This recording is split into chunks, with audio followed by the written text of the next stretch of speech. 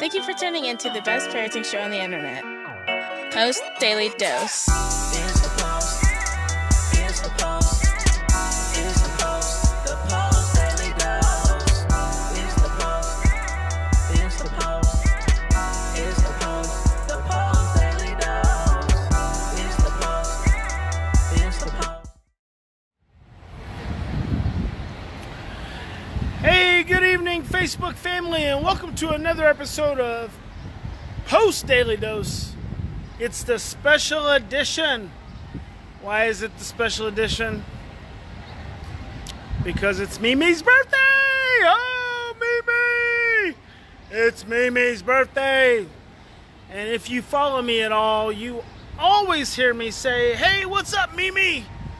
Because Mimi is my mama. And she is always on the Daily Dose.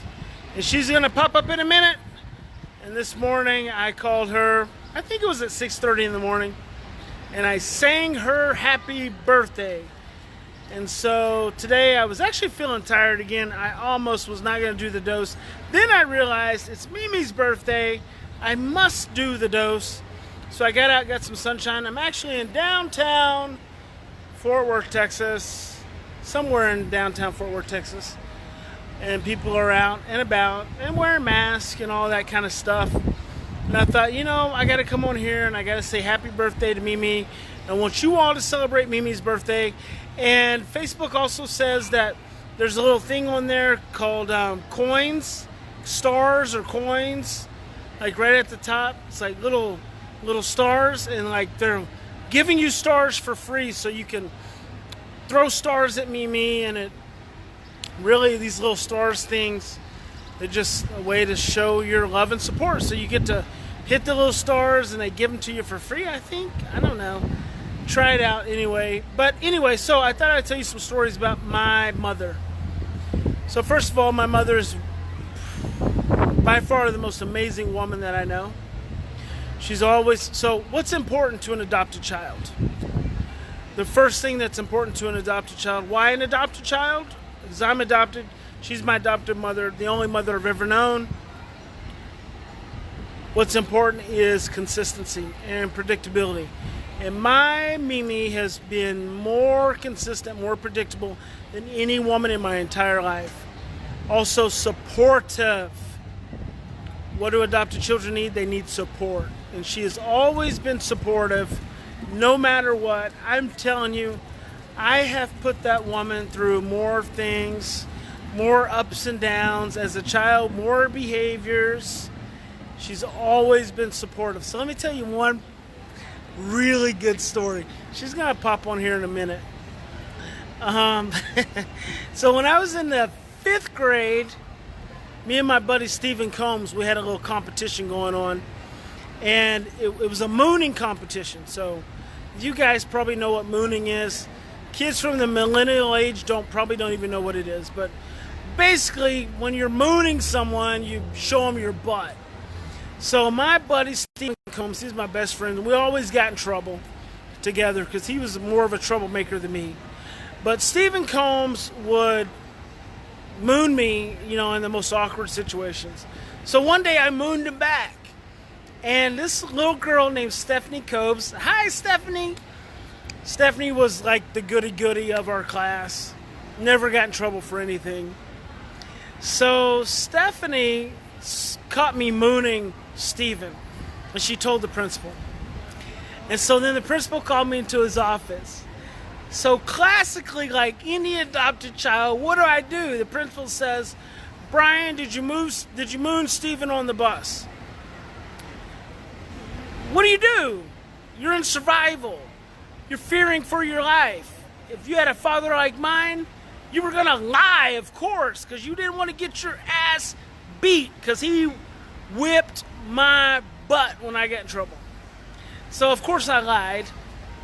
And so, what happens is, I was like, no, I didn't do it. Of course not. I even said I asked my friends, I didn't do it. Of course I did it. So then I went home and told my mom, because he couldn't prove it. It's like Stephanie's word against my word, and this went on, I swear, for like It felt like 2 weeks. It was probably like a week. He called me into his office. He'd tell me, he like asked me to tell the truth. He'd say my friend Carl said I did it.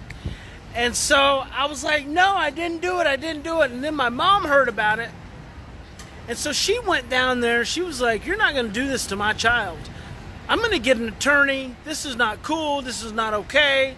She was like, no way are you going to, my kid, no way in the world did my kid ever do something like this.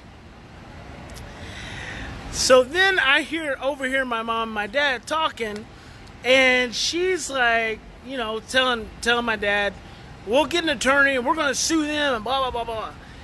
Now that really stressed me out because, first of all, I know I did it. In fact, I did it twice that day.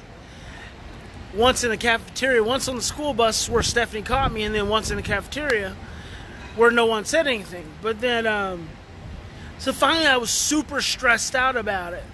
And I remember, and like I said, it was probably a few days, but it felt like 2 weeks. I remember being in our bathroom, and when I was a kid growing up, we had this real long, it was a big bathroom, this real long, and I was over in like the hot water tank set right in front of the toilet. I was down in front of the toilet, top down, elbows, and I was praying. And I was like, please God, and it was so hot in there. The bathroom used to get really hot. I guess because the hot water tank was in there and it was just exposed. But I remember praying on my knees on top of the toilet, please God, if you just let me get through this, please, I will make sure everything's okay. I'll never lie again. And so God gave me the courage to go in and tell my mom and dad, yes, I had mooned Stephen, and they couldn't hardly believe it. And so I think I told the principal, finally I admitted it. What's interesting about this situation is nothing actually ever happened. Like any other time, I would have gotten my ass beat off. But this particular time, I did not. I don't know that my parents were so stressed out. Like, they didn't know what else to do. Maybe they were embarrassed. The principal never said anything else. I didn't have to do any after-school detention or anything like that. But it just kind of went away. And maybe it was the inner workings of the Lord. I mean, maybe the Lord just calmed everyone's hearts and I didn't get in trouble. So I was so thankful for that. But my mom, she was so insistent. The next year I actually went to school in a completely different town where she worked, called Kearney, Oklahoma. I went there for a whole year. Hey, Kirsten. And so, so I used to send out these little cartoons called Chronicles of B. And what's funny is that almost all of them had to do with my mom. Like once I used to steal stuff. Started in the first grade. Because there was this little girl I liked. Her name was Brandy Clark. I loved Brandy Clark. She was like my first crush ever. And so I used to go to the little Quick Mart and I would steal candy for Brandy. And I remember one day I came home, and this is after probably weeks and months of going to the little Quick Mart, stealing Skittles and Snickers and whatever little candy I could. I came home one day and Mom said, Debbie Clark, this is Brandy's mom, Debbie Clark called and she said, thank you. Tell Brian he's so nice for always giving Brandy candy, but she went to the dentist and she had 5 cavities. So ask him to please not give Brandy any more candy.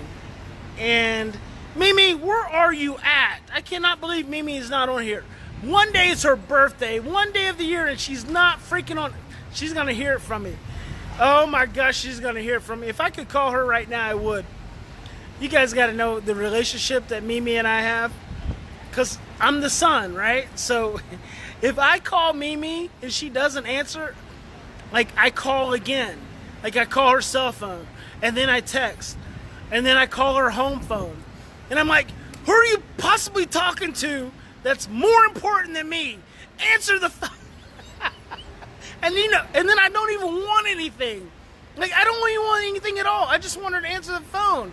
And so the one day it's her birthday, she's not even like coming on. She probably hasn't missed a daily dose all year long. She's gonna feel so bad. So it's good. It's actually good she's missing. That way we can really talk about it. So I came home after Debbie Clark calls mom, says, tell Brian, don't give Brandy any more candy. And Mimi looks at me and she says, Debbie Clark called and she said, where have you been getting money from candy? This is when I was in the first grade. She said, where have you been getting money for candy? And I just lied, I just made it up. Oh my God, I got it. There's one more story I have to tell you guys. So, when I was about 12, I had an older cousin. This is an adult story, so if your kids are listening, tell them to go away. When I was 12, I had an older cousin. He was like 18, and my dad used to go over to his house, and he would practice the guitar with his dad. And so this older cousin, he was a stressed out little cousin, so he had Playboys. And his mom was a hoarder. This is my first experience with a hoarder. This was my Aunt S. Aunt S. That was E-S-E. Espinella was her full name. We called her Aunt S. Aunt S was a hoarder. She had clothes like boxes of shit stacked to the ceiling. I kid you not. Stacked to the ceiling. She had a path. She had a path through her house. First hoarder I ever knew. I remember once, and then I'm going to get back to my cousin. I remember once my Aunt S gave me, like, she was always super nice to me. But I went over with my dad and she thought she was being really nice, but she gave me frozen strawberries. Remember those frozen strawberries that would come in the can? Well, she had thawed them out and she put them in a bowl and she gave them to me. As a kid, I was real weird about textures. I kid you not, until I was an adult, I never ate a fruit pie or anything like that because the textures, peach, apple, blueberry, just would gross me out. Now as an adult, I don't eat peach because that's still nasty. But like an apple pie, I can usually eat it, but usually even then I'll eat around it. But Aunt S gave me a bowl of like thawed out frozen strawberries. And you know how slimy those things are? Oh my God, so nasty. So I was really shy as a kid. So I took those, because I took those frozen strawberries. I stuck them down in the couch. And it made it seem like I had eaten them all. And I told her, oh, those are so good. Do you want some more? No, I don't want any more. I'm like, but I don't really feel bad because she was a hoarder and their house eventually caught on fire because there was so much stuff in that house. So anyway, I digress. But you need to understand kind of who I am now and where I've been. I told you guys, I've had almost every issue your kids have ever had. I've had those issues. I grew up, having those issues. And my parents, whether it was just from being emotionally absent, ignoring us, or beating our butts, they saw us through one way or the other. But the story I want to tell you is that, so my cousin, this is a great story. So my cousin had these porn magazines, Playboys and stuff. And he didn't give me one, but he used to let me look at them. But I happened to be digging through a box of books, and it was probably the first real book I actually ever had was this little dirty, it's this little porn book. And it was like dirty stories, no pictures, it was just dirty stories. And so I took that book, my Aunt S was like, oh yeah, there's Mimi. Finally, Mimi, happy freaking birthday. I would say your age because it's taking you so long to get on here, but I'm not going to because I know that would make you unhappy. No, I'm not going to say it. I'm glad you're finally here. So finally, I had this little dirty book, this book of dirty stories. I'm like 12 years old. one day, and so I'd been hiding this book in my bedroom, and I actually kept my bedroom very clean. And and one day I came home from school, and I always kept my room clean and organized. And I used to hide this little dirty book under the carpet. It's like, how could she find this book ever? I came home from school, and the book was sitting on top of my bed. Oh my God, I was mortified. See, Mimi probably didn't even look at the book. See, if my mom was cleaning, and she was cleaning my room, so she found the book, she probably didn't even look at it. She probably just found it under the carpet, and she set it on the bed, and then she was like, went on about her business. But she put it on the bed, but I knew it was a dirty book, and I was mortified. And it's like I stuck the book in my waistband, and I snuck it outside, and I tore it up, and I threw it in the trash.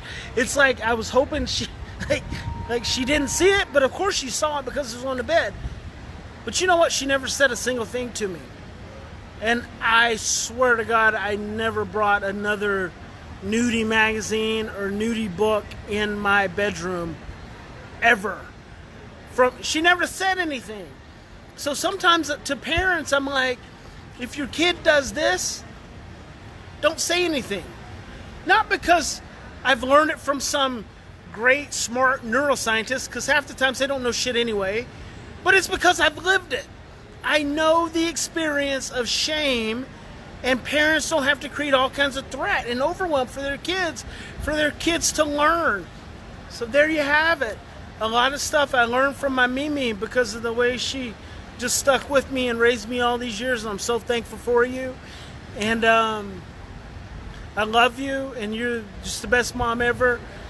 And I hope everyone else can just learn. Just realize if you're listening to me now, then you're learning in some part from lessons I've learned from my mother. And she's an amazing woman. So that's it. That's the Daily Dose for today. You guys have a fantastic evening. And I'll see you tomorrow. Happy birthday, Mimi.